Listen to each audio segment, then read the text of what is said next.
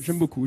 Et c'est pas encore tout à fait Noël. Hein. Mais si, c'est Noël. Regarde ce magnifique. Oui, c'est marché, Noël. On est au marché de Noël d'Apiette. Voilà. Bon, on en parle avec nos invités. Oui, il vaut mieux. Allez, c'est parti, bim. C'est parti.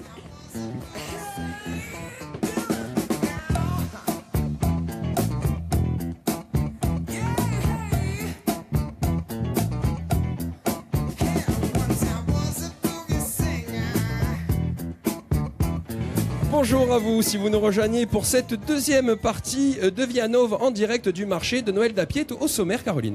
L'artisanat et plus particulièrement l'artisanat d'art. Plus que le geste, c'est le beau geste qui compte pour nos invités. On en parle avec eux dans quelques instants. Oui, et puis Mathéo sera également avec nous. Il se balade, Mathéo, un peu partout. Il sera avec l'école des sapeurs-pompiers pour une campagne de sensibilisation. On le retrouvera également au stand de Terrador à jouer bébé pour des idées cadeaux. C'est la période. Et puis on ira voir les animaux de la ferme. Et si vous êtes sage, mais vraiment si vous êtes sage, je vous ramènerai un petit animal. C'est vrai ? Oui, vous allez voir. Un petit animal tout sympa. Je peux choisir ou pas ? Non, pas encore. On verra, je sais même pas ce qu'il y a encore, donc on verra. Bon, avant ça, je vous propose de faire connaissance avec nos invités. Mais carrément. Quand même. Alors, Aurélie Giovanetti, bonjour. Vous êtes peintre sur porcelaine. Bienvenue. À mes côtés également Jean-Philippe Jordan. Alors, bonjour, bienvenue. Vous êtes à la fois corailleur et artisan bijoutier. Tout à fait. C'est bien ça. Et à vos côtés, Marc Philippet, bonjour. Vous êtes tourneur sur bois. C'est ça, oui. C'est ça. Allez, à vous trois. Si je vous dis noblesse des matériaux, exigence des savoir-faire, créativité, est-ce que j'ai résumé plus ou moins les fondamentaux de votre activité ? Qui se lance, Marc ? Oui, tout à fait, bien sûr. L'artisanat, c'est une passion au départ, quoi, je dirais. Ouais. Et justement, à travailler avec des matériaux nobles. Le bois qui me concerne. Vous travaillez avec quelles essences ? Essentiellement de bois d'olivier, qui vient directement de ma propriété. Donc j'ai de la chance d'avoir beaucoup d'olivier chez moi. Circuit très court alors. Hein. Voilà. En plus. C'est des petites pièces, donc c'est tout ce qui est bois d'élagage. Donc c'est pas je tue pas un arbre pour faire ça. Aurélie, quelle est votre définition, vous, de l'artisanat d'art ? Pour moi, l'artisanat, c'est vraiment le savoir-faire, le faire avec les mains. Créer surtout, avoir 1000 idées. Souvent, les créateurs, ils ont 1000 idées, ils n'arrivent pas. Non, vous êtes bien. Vous parlez juste un petit peu plus près. À tout éparpiller un peu comme ça. Mais c'est vrai que moi, j'adore faire avec mes mains. Je peins à base d'or sur de la porcelaine de Limoges. Donc c'est vrai que c'est magique, quoi. Ça vous fait rêver en tout cas. Ça me fait rêver. Et vous le faites bien donc. Bon, génial. Et pour vous alors, Jean-Philippe, vous êtes le seul en Corse à la fois être corailleur et artisan bijoutier. Alors on fait ce métier passion avec beaucoup de plaisir aussi. Et c'est surtout la nature du corail qui nous donne les idées de tous les bijoux qu'on va pouvoir créer. Donc j'ai amené sur le plateau ces quelques branches présentant le corail in situ tel qu'on peut le trouver sous la mer.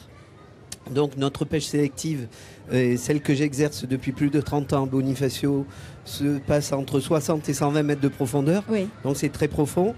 On choisit les plus belles colonies dans lesquelles, en fonction de la nature du corail et de sa forme, nous allons créer nos bijoux.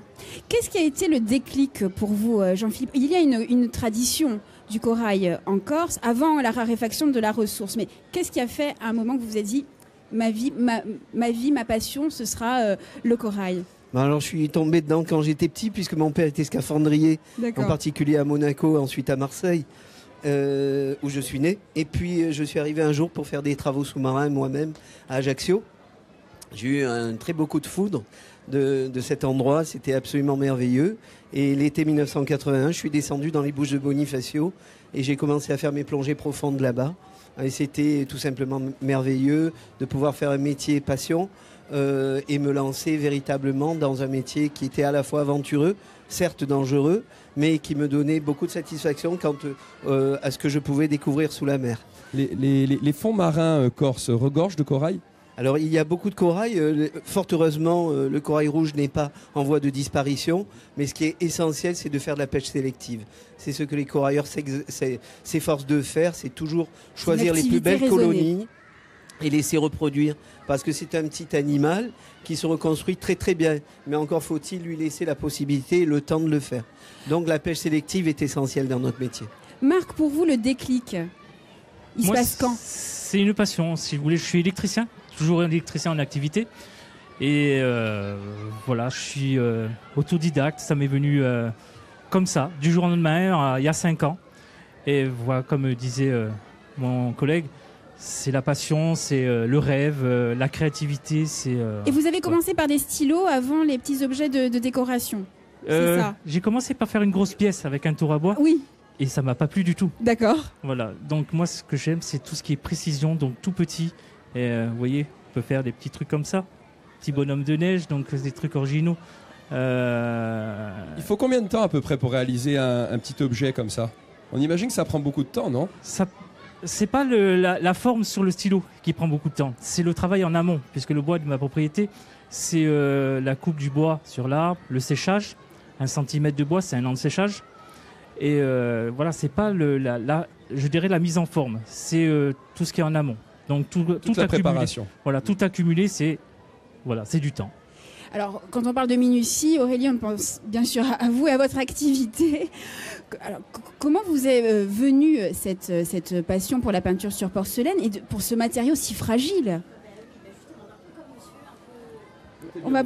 Voilà. Juste là, regardez, comme ça. Voilà. Bon, vous êtes très bien. Là, vous êtes bien. Non, vous êtes bien.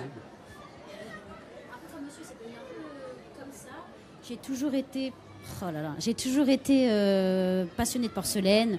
Vous savez, la vaisselle de grand-mère avec les petites fleurs, tout ça. Et qui revient à la mode en plus aujourd'hui. Oui, c'est vrai. Et lorsqu'est née ma filleule, en fait, j'ai voulu lui faire un cadeau un peu d'exception. Et c'est comme ça que j'ai appris à faire la peinture sur porcelaine. Et je me suis un peu plus spécialisée dans l'or parce que c'est vraiment, du coup, beaucoup plus précieux et ça brille, ça fait rêver. Donc, c'est vraiment comme ça que ça m'est venu, quoi. Allez, il est temps maintenant, je vous rends votre micro, il est temps maintenant de retrouver Mathéo qui est avec l'école des sapeurs-pompiers. Mais pour de la sensibilisation, Mathéo, est-ce que vous êtes là? Oui, Flo, on est là, on est avec plein d'enfants autour de nous, on attend entre 500 et 600 scolaires et je suis avec Jean-Claude Andréani, adjudant-chef du CSP Ajaccio. Jean-Claude, bonjour. Bonjour. Alors Jean-Claude, quel est le but de cette journée, sensibiliser les enfants pour devenir sapeurs-pompiers? Oui, tout à fait. Donc là, on est là pour sensibiliser les jeunes, faire la promotion sur l'école des jeunes sapeurs-pompiers qui existe depuis 1992. Et peut-être qu'on va déceler des futurs pompiers ou volontaires ou professionnels. Qu'est-ce qu'on a comme activité? On a fait une petite activité, on a simulé une mini-caserne avec les petits enfants montent sur les échelles. Ils passent sur une perche de feu, on simule un départ, on les habille et après ils passent sur un simulateur pour éteindre avec une lance. Très bien, merci Jean-Claude, merci beaucoup. On va retrouver Karine qui est au stand des produits dérivés des sapeurs-pompiers. Bonjour Karine. Bonjour. Alors qu'est-ce que vous nous présentez là comme produit? Un petit pompi, une petite peluche pour les enfants qui est attrayante, un petit camion de pompiers qui fait des bulles, un joli t-shirt que nous avons, des casquettes, des sucettes, des porte-clés, des écussons, des autocollants, enfin plein de choses pour représenter l'école et surtout soutenir l'école. Il y a un peu de tout, c'est génial. Merci Jean-Claude et merci Karine. Flo, Caro, je vous laisse la parole. Oui, mais merci beaucoup mon cher Mathéo. Alors Marie-Jo nous a rejoint, on va revenir avec vous dans un instant. On va parler d'artisanat. Oui, bien sûr, bon, c'est le sujet du jour. Très bien, très bien. Bon, vous avez bien fait de nous rejoindre, on est content. Alors, on l'a vu, l'artisanat d'art, c'est avant tout une passion, mais il y a aussi beaucoup de travail et de formation. Comment vous êtes-vous formé, chacun d'entre vous, Marc? Est-ce que vous êtes un autodidacte pur? Autodidacte pur, oui. Oui. Vraiment, j'ai appris tout seul. C'est en moi, je dirais. D'accord. C'est plus facile de faire un stylo que d'être devant le micro. Du coup, la motivation. Je ne sais pas. Du coup, la motivation, c'est quoi? C'est la passion? C'est la passion. Complètement. C'est pour ça que mon truc, c'est passion du bois et c'est la passion. On se pose pas de questions, on y va. De faire plaisir et de me faire plaisir à moi-même. Jean-Philippe, pour vous? Alors moi, c'est par rapport à mon sculpteur, Claudio, qui m'a montré au fil des années toutes les techniques, tout ce qui concerne la sculpture sur le corail, c'est-à-dire le produit semi-fini que je fais moi-même, et ensuite tout ce qu'on peut marier autour du corail, de l'or, du diamant, de l'argent quelquefois, et c'est plutôt lui qui m'a enseigné. Et c'est vrai que plus je touchais à cette matière merveilleuse, parce qu'il y a un véritable magnétisme entre l'homme et le corail, et au plus j'étais sous le charme. Et est-ce que vous imaginez transmettre à votre tour ce savoir-faire ? Oui, bien volontiers, mais encore faut-il trouver les bonnes personnes qui aient un cœur et un esprit ouvert à cela. Oui, il faut vraiment qu'il y ait un engagement. Oui, et puis il faut vraiment avoir un respect de la nature, comme vous le disiez. Absolument. C'est peut-être le plus important. Oui, oui. De commencer par de l'excellence au niveau de la pêche, choisir toujours les plus belles colonies. Et comme je disais tout à l'heure, c'est essentiel parce qu'on retrouve au fil des années ce que la nature nous rend, c'est toujours avec un grand intérêt. Merci beaucoup. Alors Marie-Jo, on va parler d'art. Oui, d'artisanat d'art, tout à fait. Et qui est en pleine expansion en Corse ? Oui. Écoutez, c'est un secteur quand même qui, au moins 200 personnes travaillent dans les métiers d'artisanat d'art. C'est un secteur qui génère de l'emploi. Mais c'est pas un secteur facile pour autant, vous le savez tous autour de ces tonneaux, parce que finalement quand on est artisan, il faut savoir créer son entreprise, il faut savoir s'équiper, fabriquer, démarcher, vendre, enfin voilà, il faut avoir de multiples casquettes, c'est assez compliqué. L'artisanat, c'est un savoir-faire, on le sait, traditionnel en général, mais c'est souvent aussi une matière première, et il se trouve qu'en Corse, de nombreux artisans travaillent la terre, le bois, le métal évidemment, comme les couteliers. Alors lorsque ces matières premières sont locales, elles intéressent aussi la fondation de l'Université de Corse, parce que évidemment elle pourrait faire revivre toute une filière. Alors pour redécouvrir les matières locales, la fondation de l'université a créé la résidence à Fabrica Design. C'est une résidence qui existe depuis 2015 et qui invite chaque année un artisan designer pour revisiter un matériau local, réaliser 3 prototypes d'un objet usuel alliant technique, esthétique, éthique, dans l'esprit de l'économie circulaire et du développement durable, nous dit évidemment la fondation de Corté. Donc on va découvrir quelques images en fait de la résidence qui a eu lieu cette année. Elle accueillait Pauline Bellet et Hugo Poirier, tous 2 designers produits de la prestigieuse école Boulle. Les 2 jeunes gens revisitaient en fait la laine, qui est un produit très abondant en Corse, mais évidemment de moins en moins exploité, on ne sait plus quoi en faire. Ils soumettaient donc leurs idées extraordinaires et leurs expériences aux machines du Fab Lab de l'université. Et comme on le voit, ils passaient en fait du métier à tisser le plus traditionnel aux machines les plus modernes et les plus perfectionnées pour imaginer de nouveaux produits artisanaux. Alors ils ont cardé la laine, ils ont fabriqué du feutre, ils ont créé des chaussures, ils ont travaillé avec les enfants. Ça a été vraiment un grand succès. L'année 2015, c'était le bois. L'année 2016, c'était la terre. En 2016, c'était le liège, la terre en 2017, la laine en 2018. Et cette année 2019, ce sera la pierre. Et l'occasion, évidemment, pour tous ces jeunes artisans et jeunes designers de valoriser des matières abondantes mais sous-exploitées. Merci beaucoup, Marie-Jo. Aurélie, est-ce que l'artisanat et l'innovation sont compatibles pour vous? Est-ce que vous imaginez adapter la pratique de votre art avec les nouveaux outils qui peuvent exister? Oui. Bon, après, la porcelaine, il n'y a pas... la peinture, la matière. moins, voilà. La peinture, il n'y a pas 200 000 façons de travailler. Hein.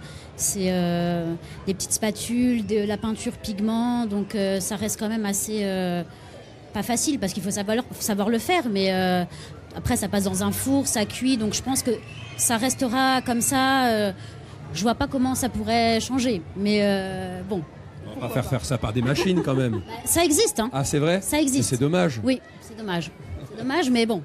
Moi, je le ferai pas, en tout cas. Bon. Vous faites de la résistance. Allez, on parle...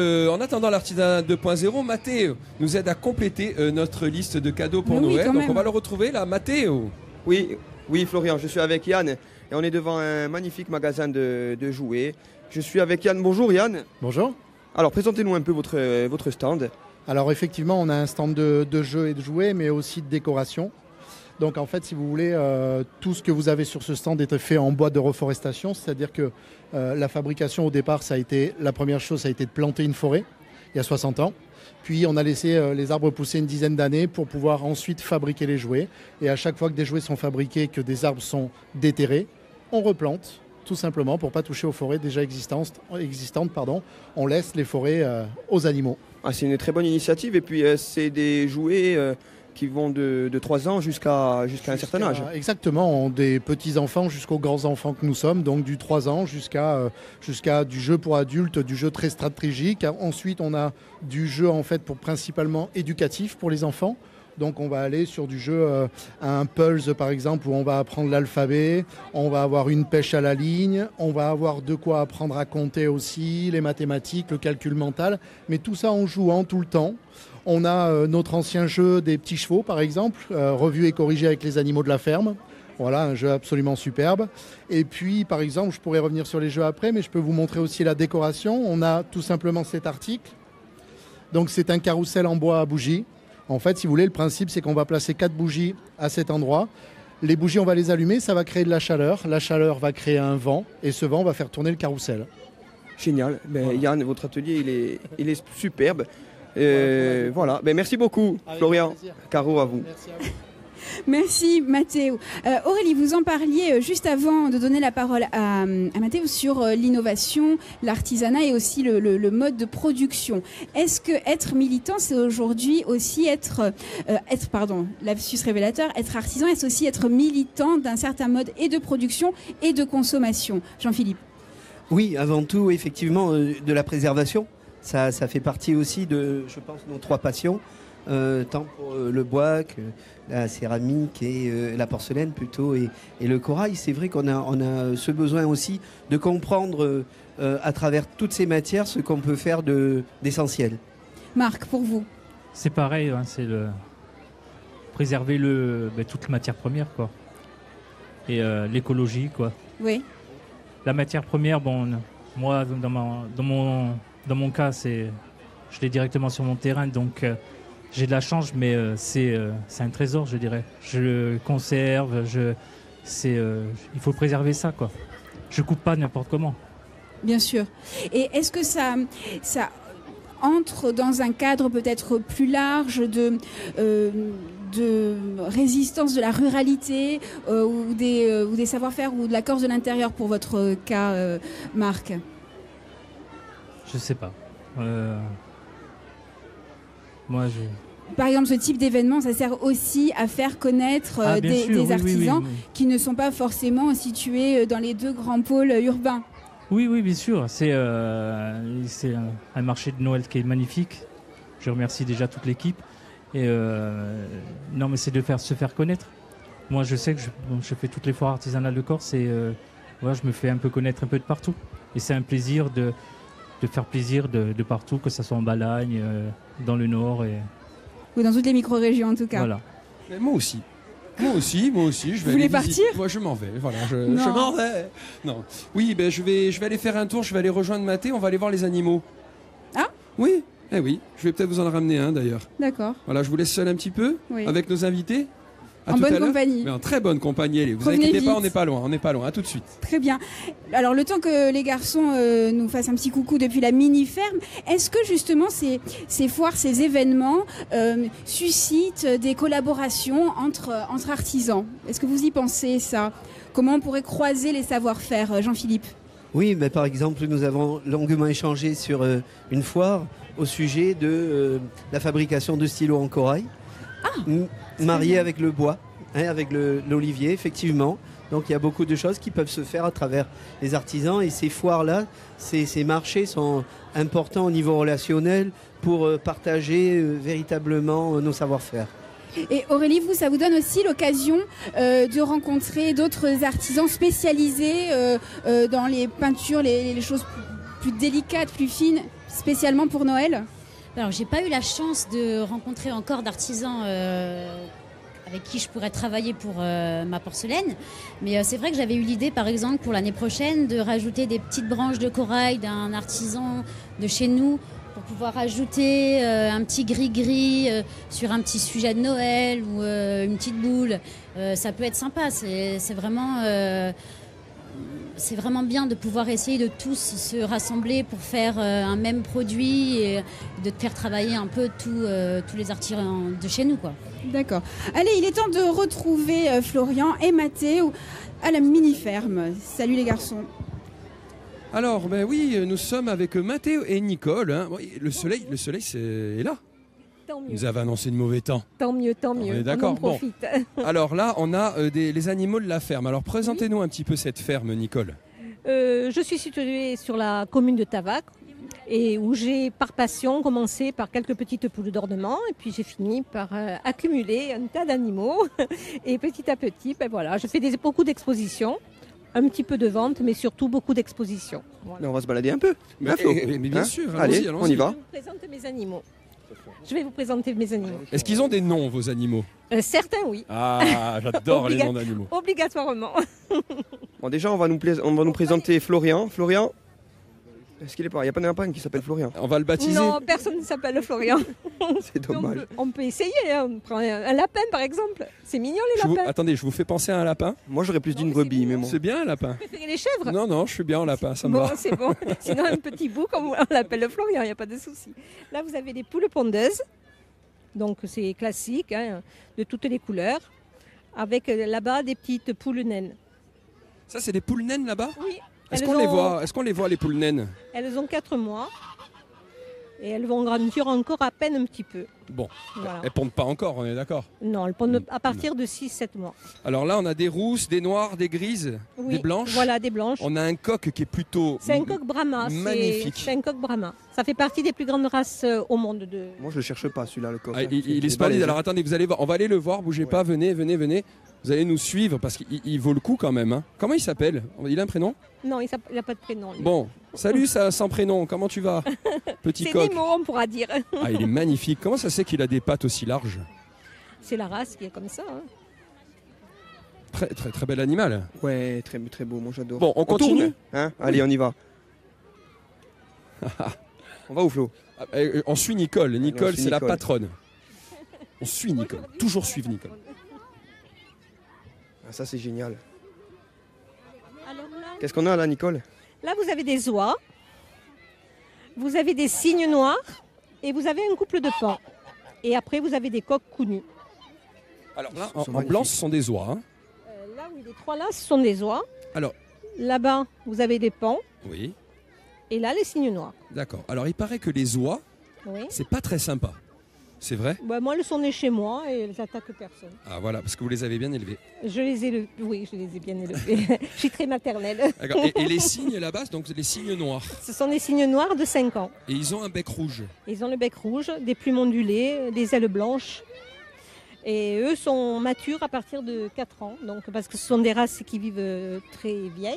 Oui. Donc ils sont matures très tard aussi. Ils commencent à pondre que maintenant, quoi. D'accord. Et là-bas, on a un pan blanc. Un pan blanc, oui. D'accord. Allez, on continue un petit peu. On va peut-être aller voir les petites biquettes, non? Ouais. Allez, les biquettes.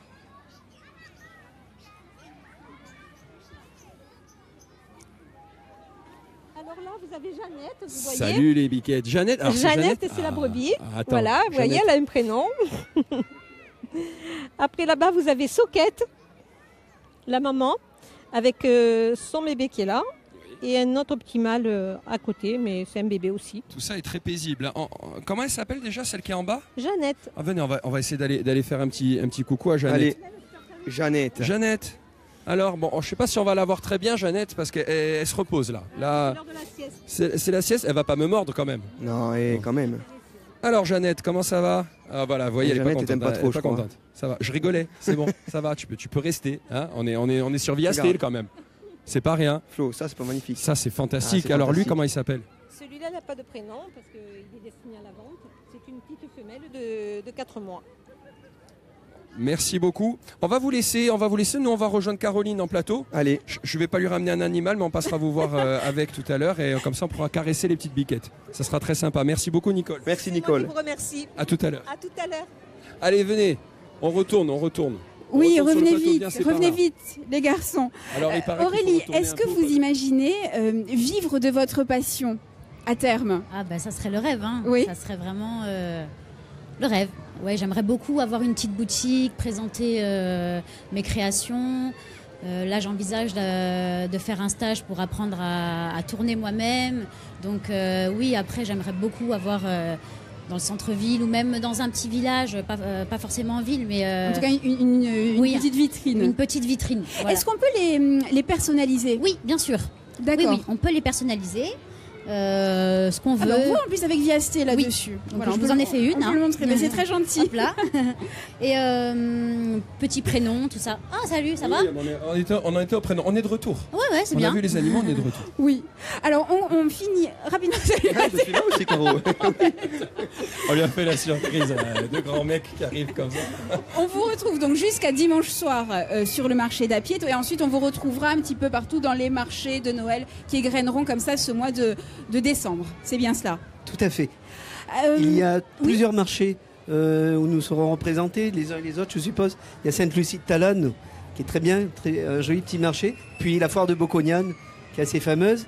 Et il ne faut pas oublier de dire quand même que la région a fait beaucoup de choses, la DEC en collaboration avec la Chambre des métiers, sur la création de la vitrine corse au Carrousel du Louvre. D'accord, très bien, mais ça le mérite d'être dit. On reçoit d'autres invités. Des enfants? Oui. Ils sont où les enfants?